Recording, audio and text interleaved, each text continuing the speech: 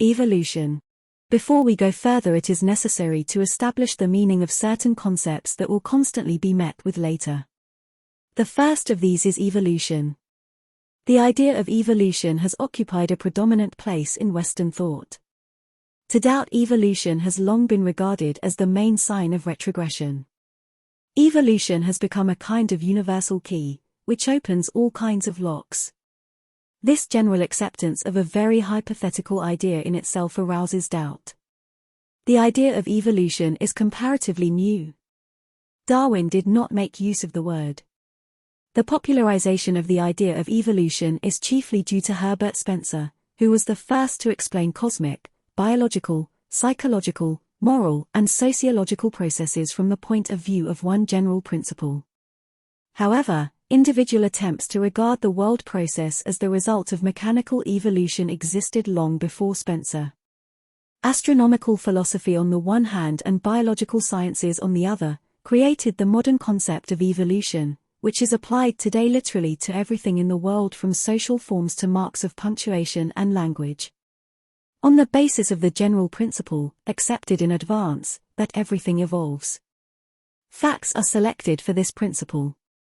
That which does not fit the principle of evolution is rejected. The ordinary dictionary defines evolution as an orderly and progressive development governed by certain exact but unknown laws. In order to understand the idea, it must be noted that in the concept of evolution not only what is included in this word is important, but also what is excluded by it. The idea of evolution firstly excludes the idea of a plan and of a guiding mind. Evolution is offered as an independent and a mechanical process. Furthermore, evolution excludes accident, that is the entering of new facts into mechanical processes, which incessantly changes their direction. According to the idea of evolution, everything always proceeds in the same direction. One accident corresponds to another. Furthermore, the word evolution has no antithesis, although for instance dissolution and degeneration cannot be called evolution. The dogmatic meaning which is attached to the word evolution constitutes its most characteristic feature. However, this dogmatism has no foundation. On the contrary, there exists no more artificial and feeble idea than that of the general evolution of everything that exists. The scientific foundations of evolution are the Kant-Laplace theory of the origin of worlds, with all the latter additions, restrictions, and alterations which have left scarcely anything of the old theory. Secondly, Darwin's theory of the origin of species, also with all the latter additions, alterations, and denials. However, the Kant-Laplace theory of worlds, no matter what names are connected with it, belongs to the domain of pure speculation. In fact, it is only a classification of existing phenomena, which through misleading data and for lack of anything better, is regarded as a theory of the world process. As a theory, however, it is not based upon any facts. The evolution of organic forms in the sense of the development of new species and classes in all the kingdoms of nature is scientifically based upon a whole series of facts, which are supposed to confirm it. From comparative anatomy, morphology, embryology, paleontology etc., but in reality all these facts have been artificially selected to prove the theory. Every decade denies the facts of the preceding decade and replaces them by new facts, but the theory remains unshakable. In the very beginning, in introducing the idea of evolution into biological concepts, a bold assumption was made, because without it no theory could be formed. Later it was forgotten that it was only an assumption. The famous origin of species assumption. The point being that keeping strictly to facts, it is possible to accept evolution based upon selection, adaptation, and elimination only in the sense of the preservation of species, because only this can be observed. In reality, the appearance of new species, their formation and transition from lower forms to higher, have never been observed anywhere. Evolution in the sense of development of species has always been only a hypothesis, which became a theory simply through misunderstanding. The only fact here is the preservation of species. How they appear we do not know, and we must not deceive ourselves on this point. At this juncture science has submitted one card for another. That is, having established the evolution of varieties of breeds, it has applied the same evolution to species, using the method of analogy. This analogy is quite legitimate, however calling it substitution is not an exaggeration. The evolution of varieties is an established fact, however varieties all remain within the limits of the particular species and are very unstable, that is with the alteration of conditions they change after several generations, or revert to the original type. Species on the other hand is a firmly established type, and a change of species has never been observed. This of course does not mean that everything that is called species is a firmly established type. Species is a firmly established type only in comparison with variety of breed, which is a type changing almost before our eyes. In view of the enormous difference between varieties and species, to apply to species what has been established only in relation to varieties, is at least a deliberate mistake. But the magnitude of this deliberate mistake, and the almost general acceptance of it as a truth in no way obliges us to take it into account or to presume behind it a hidden possibility. The data of paleontology, far from confirming the idea of an orderly change of species, completely overthrow the idea of species itself, and establish the facts of jumps, retardations, reversions, mutations, the sudden appearance of entirely new forms etc. which are inexplicable from the point of view of evolution. The data of comparative anatomy, to which evolutionists are much inclined to refer, begin to turn against them. For example, it has been found quite impossible to establish any evolution in the case of separate organs such as the eye, or organs of smell and the like. To this it must be added that the concept of evolution in its strictly scientific meaning has already undergone considerable change. There is now a great difference between the popular meaning of the word in imitatively scientific essays and outlines, and its truly scientific meaning. Evolution is not as yet denied by science. But the word itself is already admitted to be unsuccessful, and attempts are being made to find another that would express a less artificial idea, one that would include not only the process of integration, but also the process of dissolution. This last idea will become clear if we understand the fact pointed out previously, that the word evolution has no antithesis. The meaning of this emerges with particular distinctness in attempts to apply the word evolution to the description of social or political phenomena, where the results of degeneration and disintegration are constantly taken for evolution, and where evolution, which by the meaning of the word, cannot be dependent upon anyone's will, is constantly confused with the results of the voluntary process, which are also recognized as possible.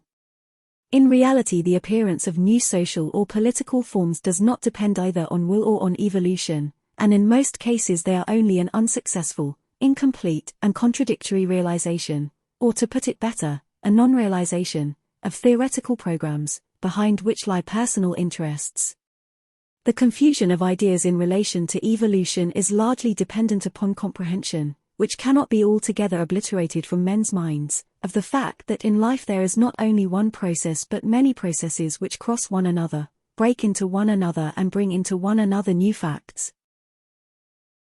Roughly speaking, these processes can be divided into two categories: creative processes and destructive processes. Both kinds are equally important because if there were no destructive processes, there would be no creative processes. Destructive processes give material for creative, and all creative processes pass sooner or later into destructive processes. But this does not mean that creative processes and destructive processes together constitute what can be called evolution. Western thought, in creating the theory of evolution, has overlooked the destructive process. The reason for this lies in the artificially narrowed field of view of the last few centuries of European culture. Owing to this, theories are built upon an insufficient number of facts, none of the observed processes is taken in its entirety, and in observing only part of the process men say that this process consists in progressive change or in evolution.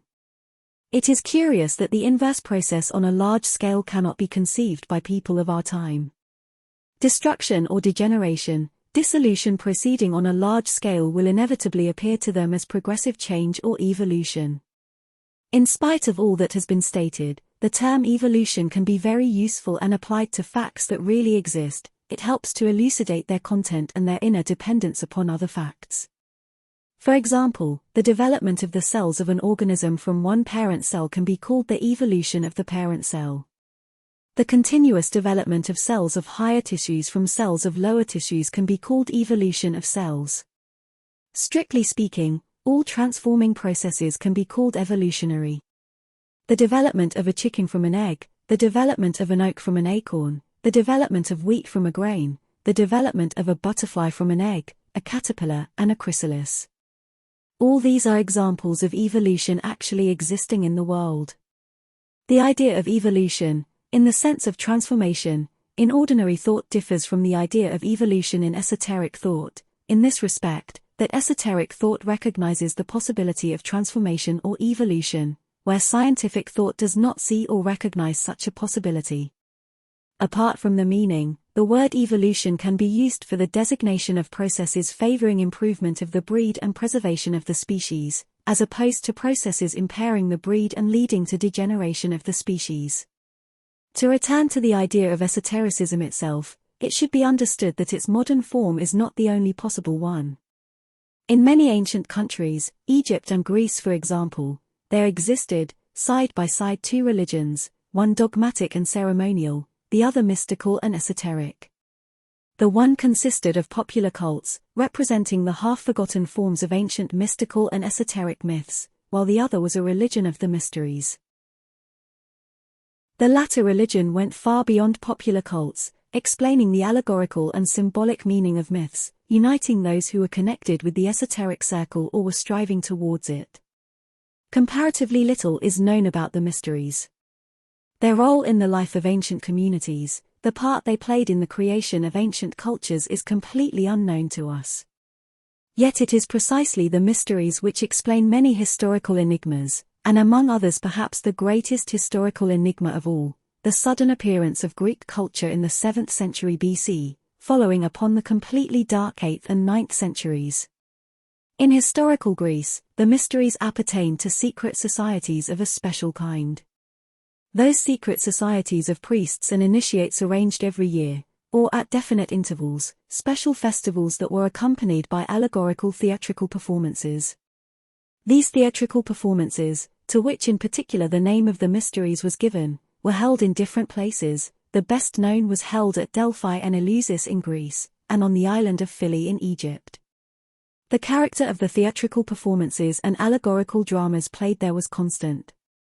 Both in Greece and in Egypt, the idea was always one and the same, namely the death of the god and his resurrection.